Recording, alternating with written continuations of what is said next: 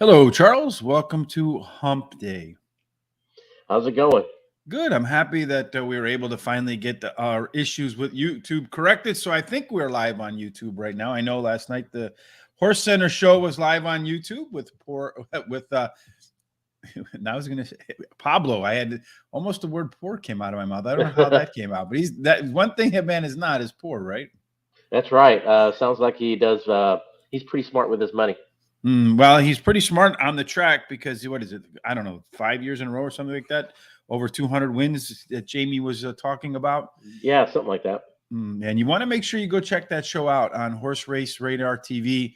Right here, make sure you hit that subscribe button. He talks all about SpongeBob SquarePants and the impact SpongeBob had on his life, which is an interesting story.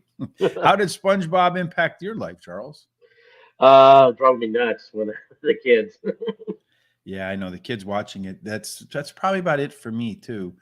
So hey, make sure you tune in tonight for another great edition of Horse Center. That'll be on this evening at 8:00 Eastern. You're going to want to make sure you tune in to that. Again, Sean and Jamie will return as they always do. Tonight, they'll have on another jockey. It's Jockey Week. They're going to have on jockey Eddie Gerardo. So he has over 300 wins in his young career. So introducing you to another young new jockey that's on his way up that you'll probably hear a lot more about going forward. All right, Charles, today on Hump Day, we're going to tackle a short card on Gulfstream Park. Only 8 races, but I think a lot of very competitive races. Looks like the track is playing fast, but all the races are off the turf. So that kind of changes things around a little bit. Correct. You're ready to go? Ready to go. Ready to rock and roll. All right, let's bring up our pick sheet over here for race number 1 at, hold on a second. I got to make always one little thing I forget. A little details, Charles. All right. In race number 1 at Gulfstream Park, it is a 1 mile race. It's not on the turf course like it was supposed to be. It is on the dirt course at 1 mile on the dirt course. Well, Charles, let's see. What do we have here? Do we have any 1 mile races on the turf course, the dirt course today? It doesn't look like it. So here we go. Yes, there is a 1 mile. There are some 1 mile races. The bias is early speed with a fair 1 through 7 post positions. You do get a little bit of a bonus. But hold on 1 second. Now, this is going to the track, right? It's going to PETA. Yeah, and now it's a mile and 70. Mile 70. We didn't have any mile 70 to PETA races today, so I don't have the profile of a winner for that particular distance. So we won't have one for all the turf races, but we do have our way to the winner circle worksheet, Charles, something we can bring in that'll help us identify what the race shape might look like real quickly. I do know from just watching past races that on the Tapeta course, usually horses that come from off the pace or stalkers, they do a little bit better than the front runners do. So you can want folks that are probably middle of the pack and forward. E-horses are the kind that go wire to wire. EP can go wire to wire or within 2 lengths of the leader at the quarter-mile marker. PCs don't, pressure horses do not go wire to wire typically, but they are within 2 lengths of the leader at the quarter-mile marker. PCs can be close within that 2 lengths or they can close. So they have a little bit more versatility. If we look at this race, the 6-horse has a 9-point early race advantage. So this guy should be on the front with a whole lot of horses back here that want to close and chase behind it. The 4-horse of which has the most late pace in here, Charles. All right, my man, that's what the race shape looks like. Take us through your picks. All right, my first pick is going to be the 5-horse here. The horse ran second last time. Well bet the last time out. Trainer gets 24% when they're 46 plus days off. So you got a fresh horse once again here. And Tyler jumps aboard. So a lot of pluses for this horse today. And then my second choice is the 8. The 8 ran second last time out. Has speed. Hot trainer in the last 14 days. So everything looks good for this horse. The 4-horse here is my third choice. Ran second last time. This horse is bred pretty well. Dad gets 7 winners from 8 starters, so that horse looks pretty competitive there. And then my price horse of the day for race one is the 7 horse, Solid Works, first time gelding, blinkers off, and you get IRAD. Hmm. So I'm looking at number 5 is my top horse as well. Shankar was second by a neck in the last race.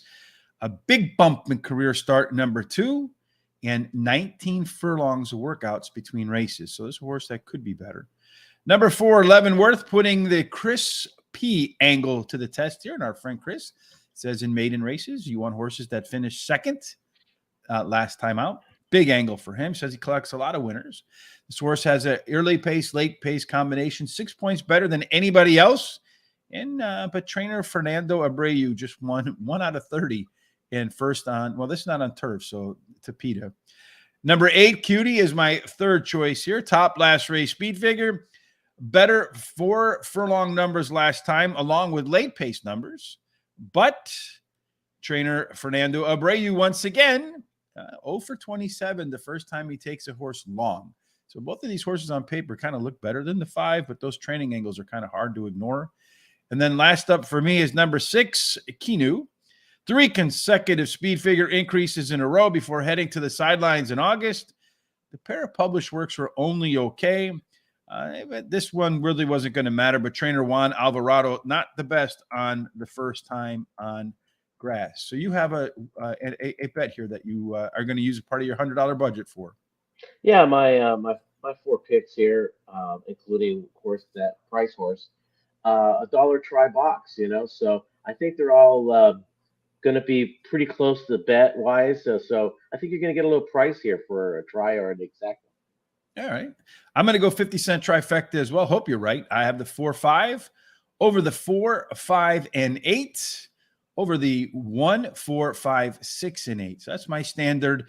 I don't have a key horse in this race, so I just put my little trifecta bet out there just in case I'm walking around in race number 1 lucky, and I'm going to find out when I collect that winning ticket, right? There you go. Race 2 is 5 furlongs. It is on the Tapeta course. That one did not get moved off. In race number 2, at 5 furlongs, it's claiming $12,500 for a purse of $24,000.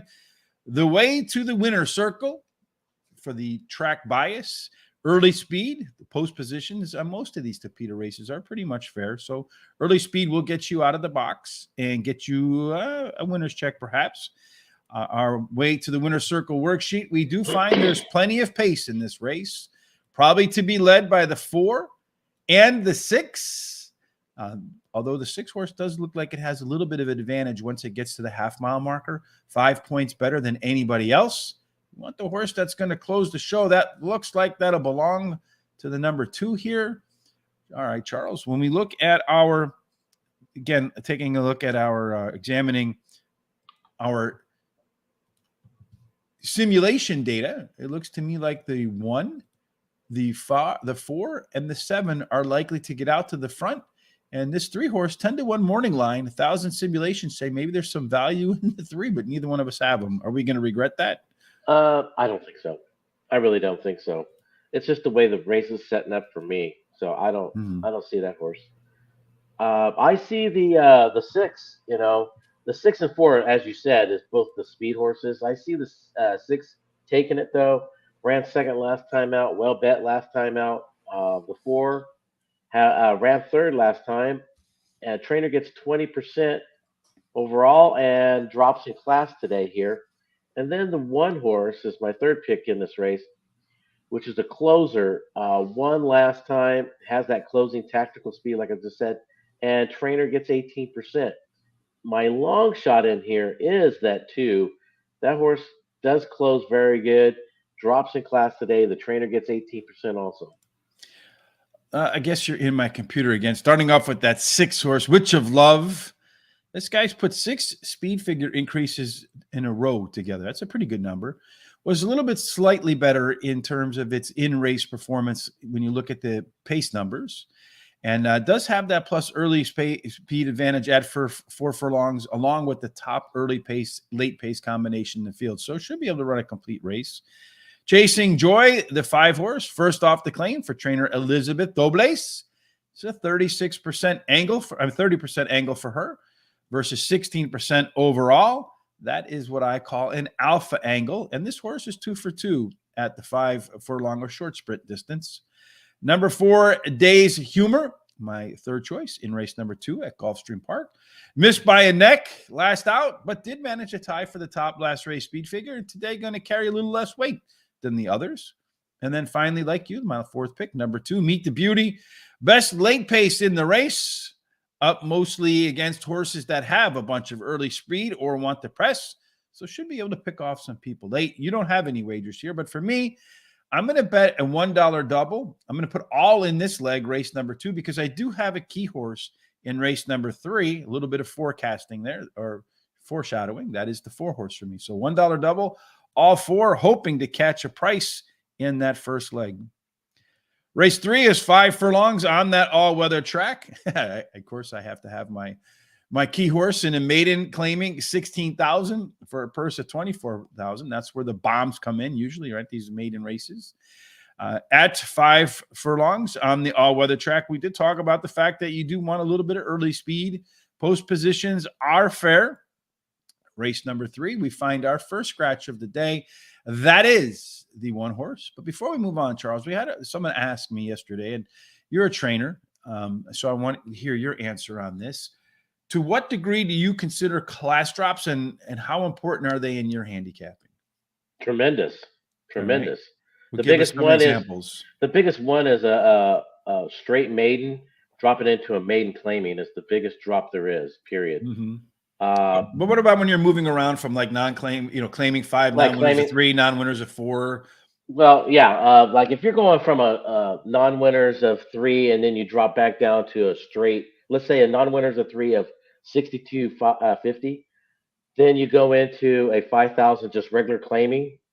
That is a drop, a major drop, because you're going against horses that won multiple times. So, it just depends on where you're at on what level, like allowance dropping down into a claimer, depending what claiming level, Mm-hmm. So you got to look at that too. So are there any specific like drops that so from what I'm hearing from you, the maiden special weight to maiden claiming drop is first on your list, and then going from conditionals non-winners of 3 to 4 to just straight no conditions in the claiming, those are the 2 drops that you focus on? I like those a lot better. I would like it when they drop it like at least 2 levels, when they do a non-winners of 3 and then go 2 levels down to a straight claiming, whatever that would be, a comparison. Then that's a good drop. That's a very good drop. But if it's even, it's not really considered a drop.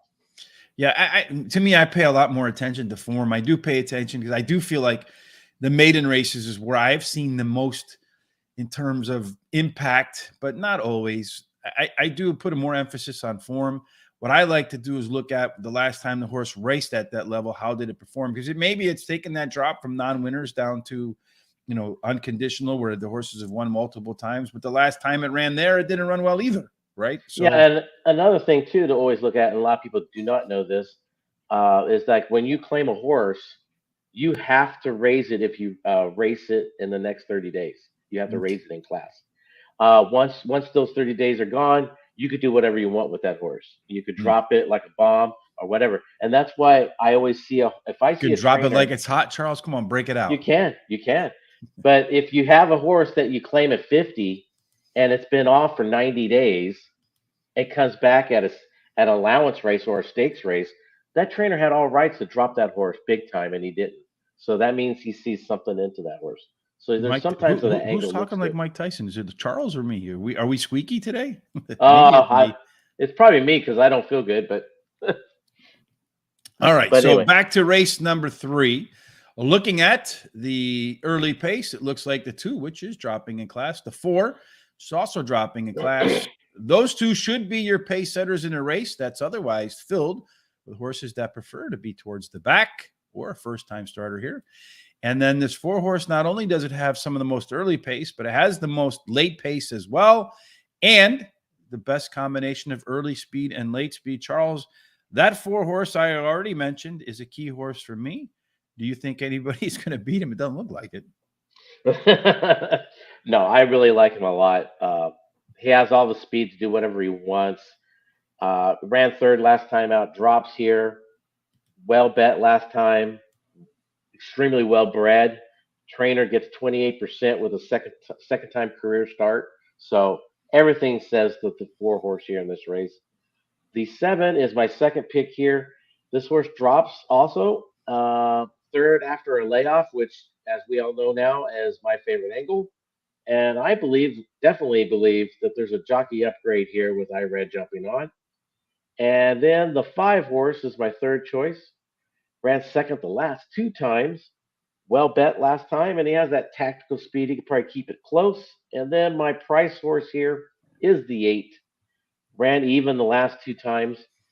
Third after a layoffs, and he would be closing at the end. I also like that number 4-horse, as I mentioned. That one is Live Like Laura. Hopefully she's living well. It is the lone E-horse, taking a small drop in class, showed some early pace in the debut, and then trainer David Carlos wins it 28% of the time in second career starts versus 19% overall. Another alpha angle in there. Action Rose, top last race speed figure with better fractions last out. Problem for me with this horse is it seems to flatten at the end. Looking around to see who's coming by.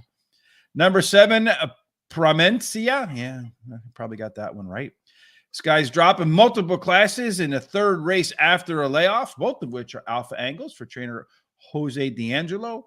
And internally, this horse improved last time out. And then finally, number 2, Macasa is the lone pressure horse. Did flash some speed in that debut, and today going to carry 7 pounds less than in that last start. Charles, you're so confident in this 4, you're going to buck up on it, huh? That's right. Just put 25 to win on it. Looks like you're just jumping all over it too with your doubles going to it, and now you're singling it for a pick 3. It looks like. Yes, I have 3 key horses in a row, so I'm going to do a $10 pick 3, 4 over the 1, over the 3 in this race, and hopefully I can catch them all, and that'll pay 10 times whatever it's going to pay. All right, so race number 4 is next. This one is 1 mile. This one's actually on the dirt course. At 1 mile on the dirt, Charles, we're looking for horses that typically have some early speed. Post positions 1 through 7, play fair. There is a bonus if you get it 8 and out. Looking at our 1,000 simulations here, Charles, it sure looks like this one horse is going to be the one that everybody has to pass at one point. 54% chance, 53% chance. It is on the lead. Fragmented for everybody else. So you got inside speed. All the other speed is on the outside. Our pace set up for race number 4 does show there's a lot of speed in here. That's unquestionable. The one closer was the 9. It's scratched out. Otherwise, everybody else wants to be forwardly placed. And when I see a race where there's a lot of speed, Charles, I want the speed of the speed. That will be the 1 or that will be the 7. What do you say? Yeah, this is going to be a very fast race, I think, for this level. Uh, I'm ending up with the 6 because I think he has that tactical speed that he could just sit off the top 2 runners, which I do believe be the 1 and the 7. So I think he could do a little damage at the end. So he ran third last time out. Trainer gets 22% second after the claim. So I think that'd be a decent horse there. The 7 horse, like we just finished saying, I think he'll be out in front with the 1. He's 3 for 4 at this distance, which is an excellent thing to do. And jockey is 18%. Then I have the 5 horse here as my third choice. Ran second last time. He's got a little bit of that tactical speed, sort of like the 6. The trainer gets 29%. Second time returning, second time onto a route race. I'm sorry, excuse me. Mm-hmm. And then finally, my price horse, but I don't think as much of a price horse as that 1 horse. Ran third last time out. Probably with the 7 is probably the speed of the speed. Trainer gets 28% when he drops him down 2 classes or more. Yes, 28% for a trainer that normally wins at 15%, Charles. Again, that's an alpha angle. Did run the top last race. Speed figure is moving down multiple classes. But what really stood out to me is ran much better times last time out at 1 mile when you look at its fractions than it did in the previous start at 7 furlongs. Going longer, running faster. I really like that combo. Number 5, Bobby's Gift, very consistent performer on that Gulfstream Park dirt course. 5 times out, 2 wins and a second. This is another one that ran better 6 furlong fractions at 1 mile than it did at 7 furlongs. And that was by more than a second. So that's really some in-race improvement there for the 5. Number 2, Charming Charlie. That wouldn't be you. Yes, it top is. last race speed figure. I mean, top late pace in this bunch. Has a pair of 1 mile dirt races 2 and 3 races ago. Those would be almost good enough to get the job done here. And then number 8, Poseidon's Son, taking a big drop, lowest level since winning the maiden claiming race. It's claimed for 20 grand, now in claiming 62.5. So my question for you, Charles, is the trainer trying to get rid of the horse or getting the winner's take of the $19,000 purse, or maybe both? Combo, both, in my opinion, on that one. Yes.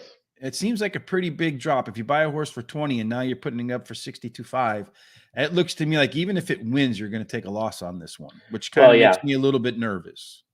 You got to lick your wounds sometimes and just go on.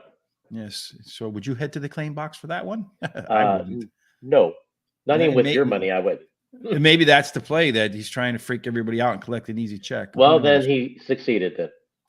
All right, we'll find out when the race is over. Race number 5 is next up on the list. This one's 7 furlongs, optional claiming for 20 grand, a purse of 54,000 for state breds at 7 furlongs on the main track. You're looking for horses that typically have some early tactical speed with an outside in bonus and an absolute 8 and out advantage. In race number 5, the pace setup looks a little bit like this. Everybody's kind of packed in the middle. Really, you don't have a true front runner, although the 1 or the 5 can show that type of get to the front speed. Everybody else wants to pressure or close. Gonna have another key horse in here. The first time we're going to see it today, a left arrow horse, a 3 horse. That's typically a closer, but it's normal early speed. Should put this guy in contention for the lead and then use those late legs, top late pace in the field to cash home the winning ticket. Charles, do you agree? Well, I had a hard time between the 2 horses, which is the 1 and the 3, and I lean towards the 1, and for one reason only. It's for what you say all the time. You can't catch it, then you can't beat it. So the number 1 is going to be out in front. I just don't think they're going to catch him in time. So I like the 1 here, ran second last time out. Trainer gets 20%. The 3 is definitely going to be closing. Got great closing speed. Ran third last time out. Trainer gets 21%. The 2 here is an interesting horse. He's got a little tactical speed. He could sit right there off the pace and see what he could do. Ran second last time out. Trainer gets 23% second after a claim. So that's an interesting note. And then my price horse here is the 4 horse. This horse is 5 for 8 at this distance and definitely should be closing at the end. I like this 3 horse. If you look at the 1,000 simulations, it says this horse should be 1 to 2, not 7 to 5 or wherever it's going to be at the morning line there.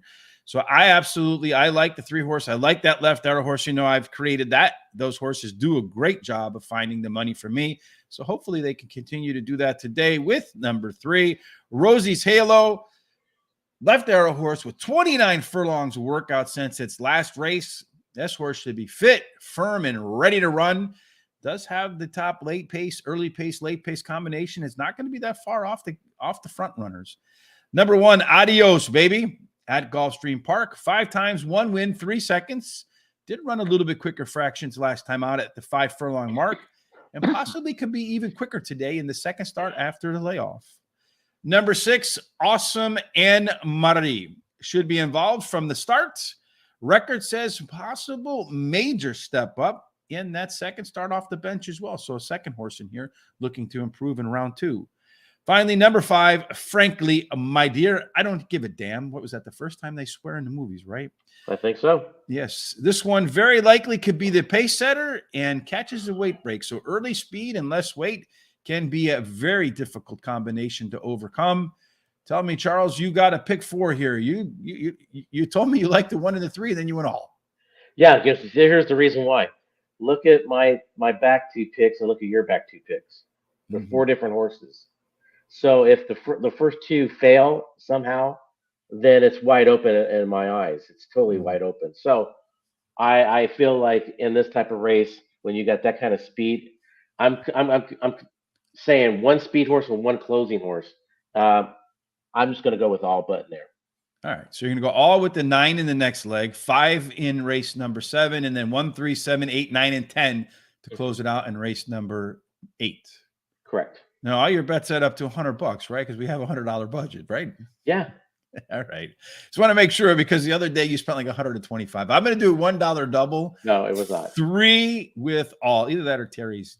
His math is a little bit, little off. We're gonna blame Terry on this one. Yes, he's not here to defend himself. That's right.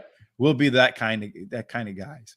This one is mile and a 16th on the Tapeta course. So it looks like it's going to be run at a mile 70, right? That's what it's going to be. It's going to be run 1 mile and a 16th on the Tapeta course. So they're going to go the whole distance. We don't have the profile of a winner there in terms of how the track has played out in that respect, but we do have the race shape here. This one does catch a couple scratches in there.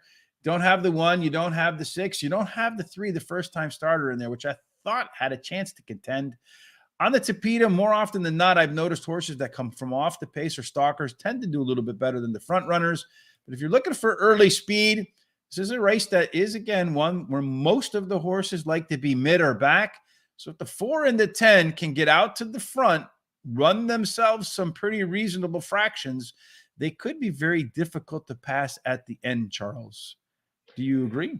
Well, I mean, it's going to be tough on that aspect, yes, but I still think there's a standout in this. Are we in the race 6, right? Race 6, yes. I still think there's a standout here in this race, which is the 9.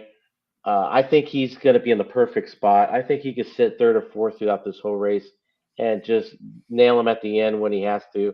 Ran 2nd the last 2 times. Trainer gets 24%. I mean, look, this horse has got some talent. I think he can put these away. The 5 horse ran 3rd last time out. Definitely has some speed. 2 for 5. Well, that was 2 for 5 on the turf, so scratch that out. We don't need that. And then the 7 horse ran 3rd last time out. Has some speed, fits with these type of horses. And then the 8 here. Now, this is the interesting horse. Very well bred. Hasn't really done much on the track, but they add blinkers today. They put Tyler on. They're trying something different.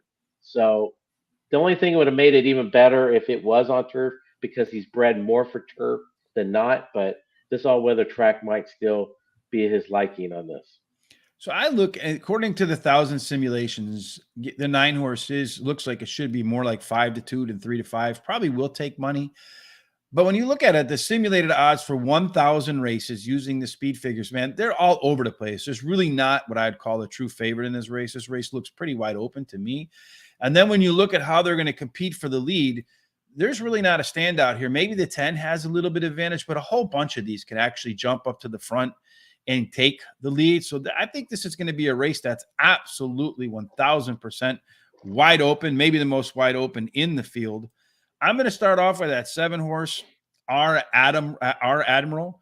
Should be coming hard at the end, but if you look a little bit deeper down into the past performances, you see that it has some early speed too. So I feel like this one can dictate where it wants to be on the track. So if they go too fast up front, can be patient. If they're going too slow, can get involved and then use the late legs as well. Number 6, Aruba, much better place to be than Chicago over the next couple of days. It's going to be 3 degrees here on Christmas Day. And between here and Christmas Day, we can get like a foot of snow. So it's going to be a winter wonderland. But anyway, Aruba did run much better fractions last time out. That race was at Aqueduct. Coming down to Florida, it didn't work out, so we're all right. But getting Irad, I think, who stayed on the horse, is a good sign.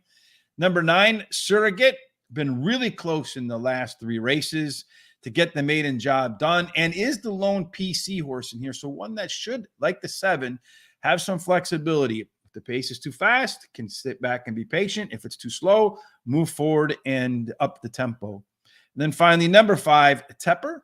been close, and his workouts have picked up since his last race. So a horse that's maybe on the improve, you've probably spent all your money. So I'm going to do a 50-cent trifecta, 6, 7, 9 with the 6, 7 with the 2, 5, 6, 7, 9.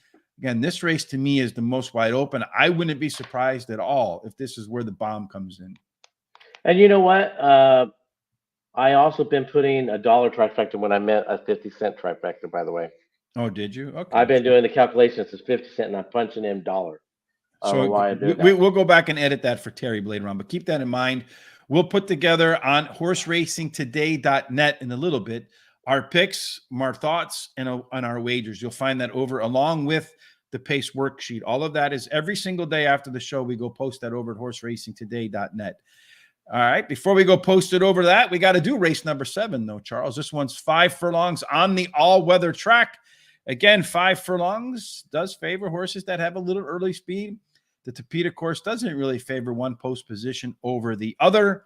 Our way to the winner's circle for race number 7, we do see the 9 horse is not going to participate today. This race is loaded with speed. Look at that. Boom, boom, boom, boom, boom. Only the 3 and the 7 back here. And even the 7's early pace numbers aren't all that far off this crew. Just the 3 horse. That one might be 4 or 5 lengths behind everybody else. Have a whole lot of room to make up. The 9 scratching did have some early speed. I like the speed in this situation. That could be the 4 horse. Although if the 2 horses involved or the 1 horse is involved, they do have the most late legs, Charles. This is another one based upon race shape. I think a lot can happen. What do you think is going to happen? Yeah, that's why I kind of like the 5 here on that speed.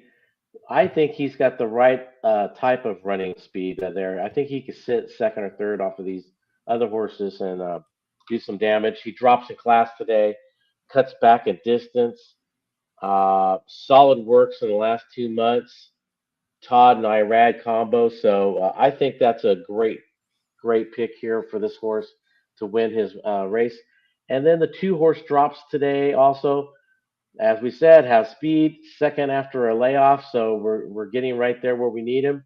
And then the 8 horse, another one that has speed, drops today. Trainer gets 33% dirt to all weather, so that's a great angle. And then my price horse in here will be the 1 horse, the hot jockey in the last 7 days. Trainer gets 20%, and he also has some speed. All right, Charles. So Barry says in the last race, Aruba scratched. And Aruba is that 6 horse. So I'll go 7, the 9, the 5. And then my next horse after the 5 in race 6 would have been the 2. So we'll put the 2 in here. That would be that. So I'll adjust my bet as well. That'll take it to the 5, 7, and 9 to 5, 7, 9. And then I don't have an alternative for the other horse, so we'll just take the 6 out of there, and that'll be it. So the bet will be a little bit cheaper. So what I'll do is instead I'll do 5, 7, 9, 5, 7, 9 in the middle, and then I'll take the 6 out. So that's how I'll play that. I do think this race is wide open, so it's tough to say what's going to happen. All right, so for me, and again, when I do my trifecta, that's just when I don't have a key horse. So I still did the handicapping, want to see if I get it right and put a small dollar amount towards it and have a good chance at a nice payout. In race number 7, hopefully I can get a payout as well here with number 2, Back to Normal, which our YouTube channel is today, thank God. Tied for the top last race. Speed figure, the last race was better than it looks on paper. And if you look at the horse's race cycles, race 1 kind of flat off the bench, but race 2, man, big pop. So if we see that pattern repeat itself today, that 2 horse could be sitting on a giant race. 50% chance that guy is going to be on the lead. Number 5, Gianni Lambo did run better 2 and 4 furlong pace numbers in the last race. It's a nice Gulfstream workout as well on December the 15th. First time claiming, which is a 30% angle for Todd Pletcher.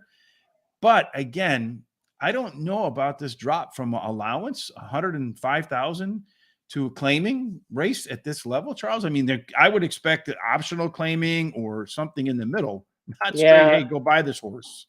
Well, yeah, but probably he's trying to get rid of it and a win at the same time. I mean, it's Todd.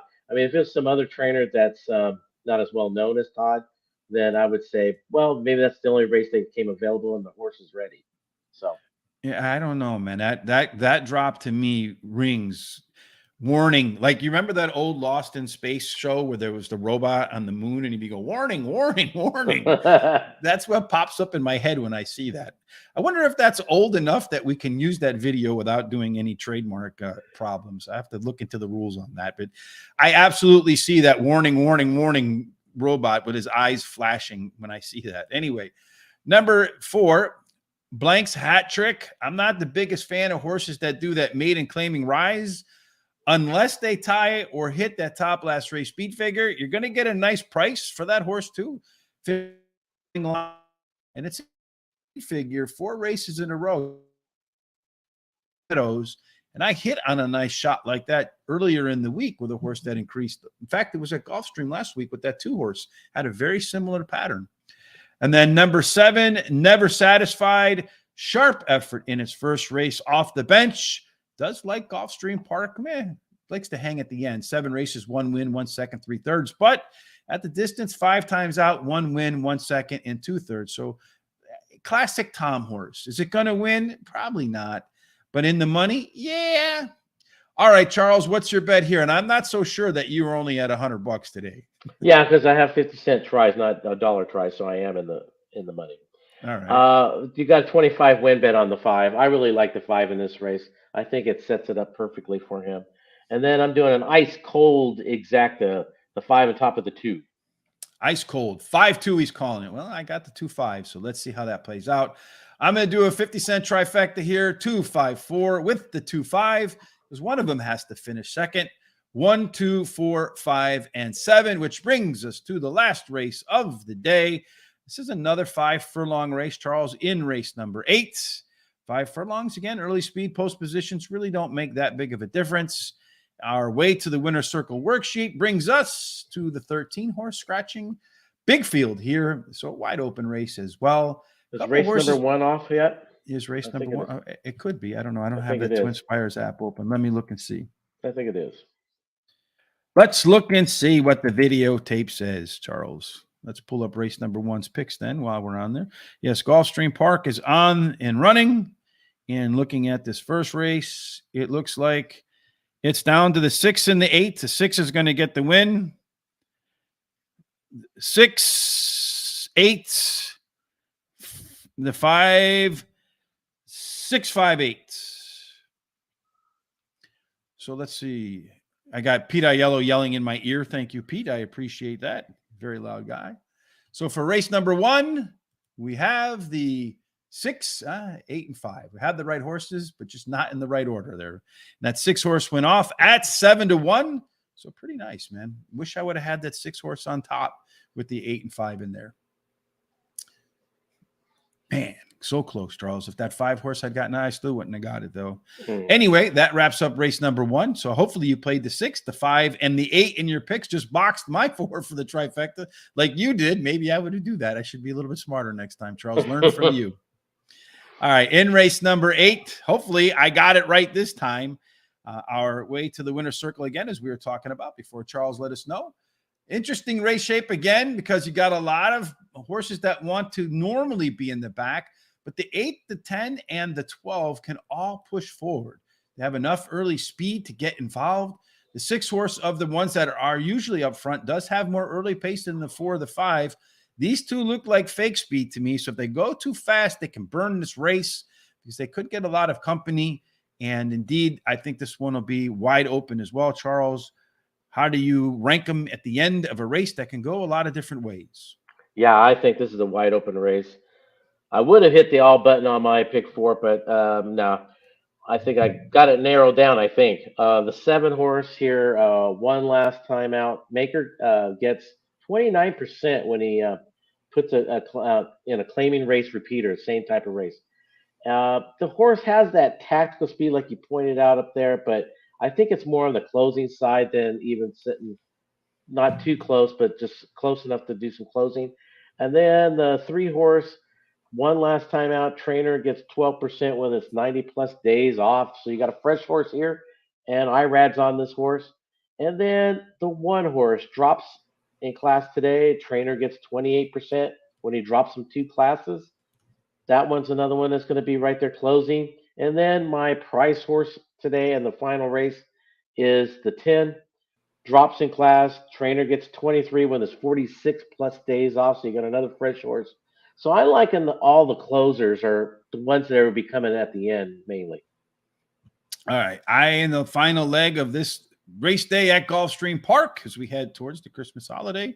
High Press is my first selection. Improved numbers early in his last race. This horse is likely to be better in your favorite angle, Charles. Third off the layoff.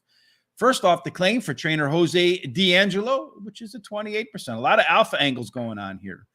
Number 7, Mai Tai One On. It might be something a lot of people do during the holidays. 2 of his best races came on the all-weather track, including the top last race speed figure, and does have a maintenance workout in between starts. Number 10, Tis Romantic is a very consistent performer, decent history of coming off the sidelines, and I like that November 18th work. A little time ago, but still, the horse has got a maintenance since then. And then finally, New York's Finest should be involved early, and quite honestly, it was a very tough call for me over a lot of other horses in this race. I think barely the 7 and the 8 are the 2 best horses. So I'm going to do a 50-cent try, 7-8 over the 7-8-10, over the 1-7-8-9 and 10 to close out my picks for the day. Our full card picks look like this. The first race is in. Again, it went 6, 5, and 8. Wish I had moved that 6 up a little bit higher, but if you boxed them, you got paid. So you got probably paid pretty nicely too. Looks like that first race is official. I don't know if they've popped the results in there yet. They have not put the payouts out yet, but it was a 7-1 over a 5-1 over a 5-1. That's a pretty good trifecta to start today there, folks. Charles, if you haven't done so yet, you can go over to the Picks with the Professor because college football bowl season is in full swing. There is a link in the description down below, so make sure you go ahead and do that. Also, when you're at horse racing today, there is a link down below as well. Help support Charles and I and the rest of the show around here. There's a link down below to our shop. You can get yourself a nice hooded sweater, a sweatshirt. I have this one actually. Looks really nice, very comfortable, great fabric. Think you'll like it. Use that description down below. There is a link. Kindly use that. And if you're going to bet at Tampa Bay Downs, if you're going to stay in Florida today, of course, our friends at Guaranteed Tip Sheet have made it the free track of the day. You can see it, Tampa, free right there. Head on over to the link down below. Click on that. And in race number 1, number 2, Dancing D. I don't know if the race is over already, but could get the job done, Charles. You and I will be back again tomorrow for Gulfstream Park. Any final thoughts before we get out of here on this hump day? No, everyone just be safe out there because everyone's out Christmas shopping and do not drink and drive. That's the number one thing out there. Yes, don't drink and drive or do anything else that would impair you while you're driving, considering the legal things in many states across the country. By the way, the trifecta paid $231.25. Man, I wish I would have boxed it. I would have been off to a great start to the day, Charles. All right, so you and I will be back on Thursday. Friday, Tom and I will do Sha Tin out in Hong Kong. We won't do anything on Christmas Eve. Terry and I will be back on Monday for Parks. Monday on Parks. Tuesday on Parks, and we'll see what the schedule looks like after that. Probably Gulfstream on Wednesday. We'll see what we'll do on Thursday if Aqueduct returns. I don't think it does, so we'll probably do the same schedule next week. Again, tonight, make sure you join Sean and Forever Wild Jamie, slaying trolls on Twitter day after day. She's having a lot of fun with that. Make sure you follow us on our social sites. You see them down below. Subscribe while you're here. Got all that stuff out of the way, folks. No matter what you're doing heading into the Christmas holiday, if you're cold, you're lucky enough to be in Florida where it's warm. We hope no matter what you do, Charles, till we get back together again, everything ends up in the winner's circle. Yes, indeed. Thanks for joining us. Have a fantastic Wednesday.